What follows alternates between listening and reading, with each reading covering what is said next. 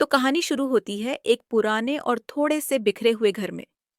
उस घर में एक आदमी और उसकी पत्नी को कुछ लोग, जिनसे उन्होंने उधार लिया था, मार रहे होते हैं। उस आदमी की टांगों पर गरम लोहा रखा जा रहा था और उसके मुंह से खून बह रहा था। वो आदमी उनसे विनती करता है, भाई, 1 महीने का और समय दे दो, मैं पैसे वापस कर दूंगा।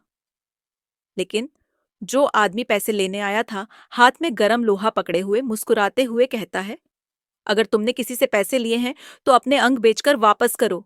यही एक इंसान को करना चाहिए। फिर उसने उस आदमी का गला पकड़ लिया और उसका चेहरा गरम लोहे पर प्रेस करने की धमकी दी। उसने कहा, तुम्हें भी दर्द महसूस होना चाहिए, तभी तुम समझोगे उन लोगों का दर्द जो अपने पैसे वापस नहीं करवा पा रहे। जैसे ही वो आदमी का चेहरा गरम लोहे से जलाने वाला था, उसने देखा कि उस आदमी की पत्नी पीछे से फोन दबाए हुए थी। उसके हाथ कांप रहे थे और वो जोर जोर से सांस ले रही थी। उधार देने वाले आदमी ने तुरंत उसके हाथ से फोन छीन लिया और पूछा, तू फोन पर क्या कर रही है? क्या तू पुलिस को बुलाने की कोशिश कर रही है? अगर ऐसा है तो इसका कोई फायदा नहीं। उसने फोन देखा ताकि पता चले कि वो किससे बात कर रही थी। लेकिन जब उसने देखा कि वो अपने बेटे से बात कर रही थी, तो उसे हैरानी हुई। उसका बेटा टेक्स्ट कर रहा था, माँ कहाँ हो, मैं तुमसे संपर्क नहीं कर पा रहा। जैसे ही उसकी माँ उसे संदेश भेजने वाली थी कि बेटा घर मत आना, उस आदमी ने फोन छीन लिया और वो संदेश भेजा नहीं जा सका जो लिखा हुआ था। वो आदमी हंसने लगा क्योंकि उसके दिमाग में एक नया विचार आया। उसने कहा, इन दोनों को मारने की जगह हम इनके बेटे को मार देते हैं।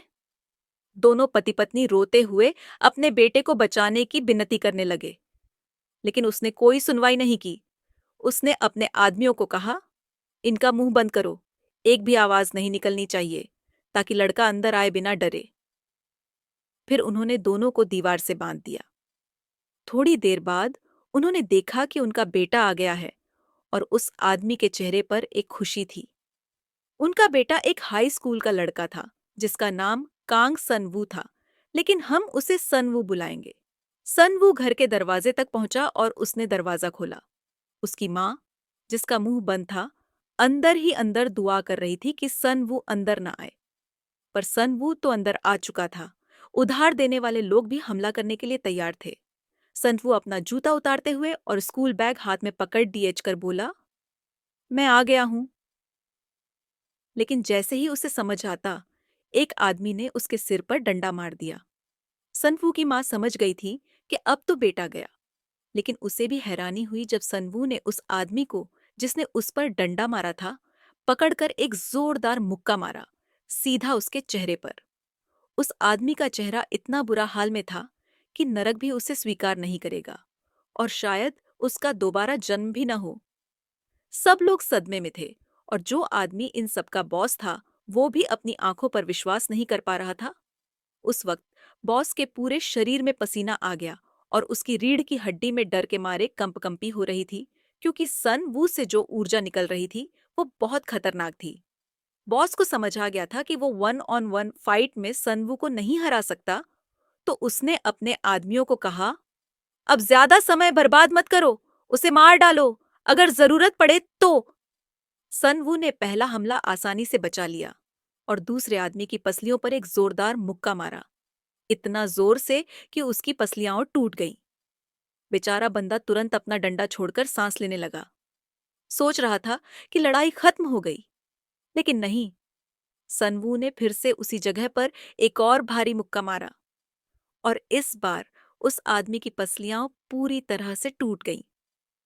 अब वो बिल्कुल ही काम के लायक नहीं रहा और शायद उसकी जिंदगी भर के लिए। सुनवू ने तुरंत पलटकर उस आदमी की टांग पकड़ी, जिस पर उसने पहले हमले को डॉज किया था, और बैंग, उसने उसकी हड्डियों का पुनः विन्यास कर दिया, अपनी टांग से उसका पैर तोड़ दिया। 3 आदमी तो पहले ही गिर चुके थे, लेकिन एक और बेवकूफ अपनी कब्र खोदने के मूड में था। उसने हिम्मत दिखाते हुए एक कुर्सी उठाई और सोचा कि इससे हमारे नायक को गिरा देगा। लेकिन हालांकि उसने सुन वू के सिर पर कुर्सी से मारा, हमारे नायक के प्लॉट आर्मर की वजह से ऐसा हमला कोई असर नहीं डालने वाला था। उस समय उस आदमी को समझ आया कि वो मारा काय है, और बैंग उसको सीधा दीवार पर फेंक दिया गया। बिल्कुल बर्बाद हो गया। लोन देने वाले बॉस का चेहरा ऐसा था जैसे उसने कभी सोचा भी नहीं था कि ऐसा हो सकता है। उसने सोचा था कि सुनवू कितना ताकतवर है, पर अब समझ गया था कि सुनवू को हराना मुश्किल है। इसलिए उसने सुनवू के पिता को धमकाने का प्लान बनाया। वो खुश था क्योंकि उसने सोचा कि अब वो सुनवू को धमका सकेगा। लेकिन उसके सामने आए बिना ही सुनवू ने गरम लोहा उठाया और उस आदमी के सिर पर दबा दिया और उसका गला तोड़ दिया। और ऐसे ही सारे गुंडे और उनका बॉस बिल्कुल बर्बाद हो चुके थे। सुनवू तेज तेज सांस ले रहा था। फिर वो अपने माँ बाप के पास गया और उनकी रस्सी खोल दी। पर उन्हें आजाद करते वक्त उसने कहा, तुम लोग गरीब नहीं होते तो मुझे ये सब नहीं करना पड़ता। ये कहकर सुनवू बेहोश हो गया। कुछ घंटों बाद कई एम्बुलेंस लोन देने वाले बॉस और उसके गुंडों को अस्पताल ले जाने के लिए आईं। सब लोग दर्द से चीख रहे थे। डॉक्टरों पर भी दबाव था कि जल्दी से इनका इलाज करें, वरना बात हाथ से निकल जाएगी। एक आदमी जो चश्मा पहने हुए था रिसेप्शन एरिया में खड़ा था। उसने नर्स से पूछा, ये सब क्या हो रहा है? इतनी अफरा तफरी क्यों है? नर्स ने जवाब दिया, एक आदमी को गुंडों ने मारा था, लेकिन गुंडे भी बुरी तरह से पिट गए और ये सब एक हाई स्कूल के लड़के ने अकेले किया। ये बात सुनकर चश्मे वाला आदमी हैरान रह गया। उसके सामने अस्पताल में लोन शार्क का बॉस इलाज करवा रहा था, जिसके गले पर पट्टी बंधी हुई थी ताकि उसकी टूटी हुई हड्डी को सहारा मिल सके। बॉस ने अपने एक आदमी से जो अभी अभी अस्पताल आया था कहा, जाकर उस हरामी को मार डाल जिसने हमें ऐसे हालात में ला दिया। लेकिन उस आदमी ने कहा, वो लड़का भी इसी अस्पताल में है। बॉस ने मुस्कुराते हुए कहा, टेंशन मत ले, ब्लैक बेयर अब निकल चुका है, तो हमारा हीरो मर चुका है। चश्मे वाले आदमी ने ब्लैक बेयर का नाम सुन लिया तो उसने तुरंत नर्स से पूछा, वो हाई स्कूल वाला लड़का कौन से रूम में है? नर्स ने बोला, रूम 202। वो इमरजेंसी रूम के पास से दौड़ता हुआ 202 तक पहुंचा। अपने मन में वो सोच रहा था, अगर ये ब्लैक बेयर वही है जो मैं सोच रहा हूं, तो ये उनका टॉप फाइटर हो सकता है। उसको देखकर ये पता चलेगा कि ये लड़का कितना ताकतवर है। जब वो सुन वो के रूम के बाहर पहुंचा, तो अंदर जाने के बजाय पहले देखने लगा कि अंदर क्या हो रहा है। उसको सुन वो के लिए बुरा लग रहा था, लेकिन वो ये भी देखना चाहता था कि ब्लैक बेयर कितना स्ट्रांग है। सुन वू का सामना ब्लैक बेयर से हो रहा था। जब उसके हाथ में ड्रिप लगी हुई थी, ब्लैक बेयर अपने आप से बोला, मुझे ये उम्मीद नहीं थी कि मुझे एक स्कूल के लड़के के लिए बुलाया जाएगा। उसने सुनवू से कहा, मुझे ज्यादा ब्लेम मत करना, मुझे भी अपने पैसे वापस लेने हैं। पर उसने ये भी कहा कि सुनवू काफी दिलचस्प है क्योंकि वो उससे बिल्कुल नहीं डर रहा था। फिर उसने डिसाइड किया कि सुनवू को दिखाएगा कि असली डर क्या होता है। लेकिन सुनवू ने ब्लैक बेयर को मारने का मौका दिए बिना तुरंत एक तेज पंच मारा। पर ब्लैक बेयर इतना तेज था कि उसने सुनवू को एक ही थप्पड़ में जमीन पर गिरा दिया, जैसे एक मक्खी को हाथ से मारते हैं। सुनवू जमीन पर गिर गया और खून खांसने लगा। चश्मे वाला आदमी ब्लैक बेयर की स्पीड से प्रभावित हो गया, क्योंकि उससे यही उम्मीद थी। ब्लैक बेयर ने मुस्कुराते हुए सुनवू से कहा, बच्चे, चाहे तू कितना भी पागल हो, अगर तू मुझे सीधा आंखों में देखते हुए अटैक करेगा तो मैं तुझे मार गिराने से खुद को नहीं रोक सकता। पर फिर उसको हैरानी हुई जब उसने देखा कि सुन वो उठ गया। सुन वू ने अपना खून पोंछा और ब्लैक बेयर से कहा, तू ज्यादा बोलता है, खासकर जब तेरे पास कुछ नहीं होता। ये बात ब्लैक बेयर को गुस्सा दिलाने के लिए काफी थी, लेकिन ब्लैक बेयर ज्यादा एक्साइटेड था क्योंकि अब उसे मारना और मजेदार लग रहा था। चश्मे वाला आदमी भी इस इंटेंस लड़ाई का प्रेशर महसूस कर रहा था। उसने कभी नहीं सोचा था कि ब्लैक बेयर सच में सुन वू को मारने का इरादा रखता है, तो उसने डिसाइड किया कि अब ब्लैक बेयर को रोकना पड़ेगा। लेकिन उसके सरप्राइज के लिए सुन वू ने ब्लैक बेयर का स्ट्राइक डॉज किया और सीधा उसके चेहरे पर एक जोर से किक मारी। चश्मे वाले को अपनी आंखों पर यकीन नहीं हो रहा था, क्योंकि ब्लैक बेयर कभी ऐसे पीछे नहीं हटता था। लेकिन हैरानी की बात यह थी कि ब्लैक बेयर ने अपने हाथों का इस्तेमाल करके खुद को गिरने से बचा लिया। चश्मे वाला राहत महसूस कर रहा था, क्योंकि ब्लैक बेयर, जो पूरे देश में फिजिकल किंग के नाम से जाना जाता था, ऐसे नहीं गिर सकता था। ब्लैक बेयर ने मुस्कुराते हुए सुनवू से कहा, क्या तू सच में सोचता है कि एक स्कूल के लड़के की एक किक से मैं गिर जाऊंगा? पर जब तक ब्लैक बेयर बात कर रहा था, सुन वू ने उसको फिर से मुक्का मारा और इस बार ब्लैक बेयर सीधा जमीन पर मुंह के बल गिर गया। चश्मे वाले ने यह देखकर बिल्कुल यकीन नहीं किया, लेकिन सरप्राइजिंगली सन वू ने सिर्फ एक पंच पर नहीं रुका। उसने लगातार पंचेस मारकर ब्लैक बेयर के स्कल की हड्डियां तक तोड़ दी, लेकिन फिर भी वह फेटल अटैक नहीं था। तभी ब्लैक बेयर ने सनवू को कस कर पकड़ लिया और कमर से उठाया और सनवू का ध्यान भटका दिया। ब्लैक बेयर ने सनवू से कहा, यह शर्मनाक है कि मुझे अपना अल्टीमेट मूव एक स्कूल के लड़के पर लगाना पड़ रहा है। चश्मे वाले ने ब्लैक बेयर का सिग्नेचर मूव बोन क्रशर पहचान लिया, तो उसने सोचा कि अब फाइट को रोकना पड़ेगा। लेकिन जब उसने अंदर घुसने की कोशिश की, तब उसे समझ आया कि यह लड़ाई अभी खत्म नहीं हुई थी। ब्लैक बेयर को समझ नहीं आ रहा था कि उसके सेंस अचानक से कैसे बंद हो गए। वह बिल्कुल भी उम्मीद नहीं कर रहा था कि सुन वो मूव करेगा, और सबसे ज्यादा शॉक उसे तब लगा जब उसने देखा कि सुन वो की हड्डियां बिल्कुल ठीक हैं, क्योंकि उसका बॉन क्रशर तो हड्डियां तोड़ने के लिए बना था। तो उसने तय किया कि वह अपनी पकड़ को और ज्यादा कस लेगा, और इस बार उसने सुनवू से कहा कि वह पूरी तरह से क्रश कर देगा। लेकिन उसे हैरानी हुई कि सुन वू की हड्डियां अब तक नहीं टूटी, क्योंकि सुन वू अब भी खुद को उठाने की कोशिश कर रहा था। अचानक सुन वू ने अपने सिर से बड़े आदमी के सिर को मार दिया। ब्लैक बियर, जो अपनी पकड़ से सुन वू को दबा रहा था, उसके भारी हेडबट से पकड़ ढीली हो गई। उसने सोचा कि क्या सुन वू ने अपनी हड्डियों को धातु से मजबूत किया है, लेकिन यह सब नहीं था जो सुनवू के पास था। फिर से एक और हेडबट, और उसका सिर पूरी तरह से दरक गया और उसके दांत भी टूट गए। सुनवू ने उसके सिर को एक के बाद एक हेडबट्स दिए, उसके सिर को पूरी तरह से चारों ओर से क्रश कर दिया। ग्लासेस वाला आदमी ने तुरंत कहा कि अब इसे बंद कर दो, क्योंकि वह पहले से ही बेहोश हो चुका है। फिर उसने सुन वू से कहा कि वह अब शांत हो जाए, क्योंकि अगर चीजों को और बढ़ाया तो साफ सफाई करना मुश्किल हो जाएगा। उसने फोन किया और कहा कि एक हेड ट्रॉमा केस आया है कार एक्सीडेंट से, रूम 202, बिल्डिंग बी में, तो उन्हें आकर देखना चाहिए।